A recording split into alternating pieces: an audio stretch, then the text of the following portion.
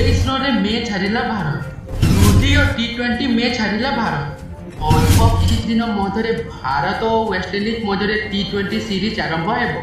गतकाली उभयंक मध्य द्वितीय warm up match खेला जाइथिला। तृतीय टी20 मैच रे भारत दलर बैट्समैन माने चौका छक्का वर्षा करिथिले। एही मैच रे भारत दल को 27 रन परास्त हेबाकू पड़िथिला। मैच हारिबा परे भारत दलर अधिनायक हार्दिक पांड्या बड़ बयान दैछन्ति। तेबे चलतु जानिबा एही मैच रे संपूर्ण घटना कोन घटिछि। गतकालीर मैच रे टीम इंडियार अधिनायक हार्दिक पांड्या प्रथमे टॉस जीति बैटिंग करिबार निष्पत्ति नैथिले एवं वेस्टइंडीज दल प्रथमे बॉलिंग करिबाकू मैदान को ओह्लाई थिबा बेले एही मैच रे चमत्कार बैटिंग देखाइथिले सूर्यकुमार यादव। से 53 बॉल रे 113 रन इनिंग खेलिथिले। एहा सते भारत को 27 रन परास्त हेबाकू पड़िथिला।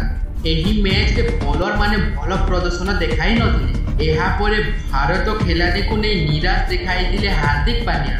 से कहिथिले जे आमर बॉलर माने आज भल करि नथिले। आमे देखिबा आगामी मैच रे आमर बॉलर माने भल खेल देखाइबे।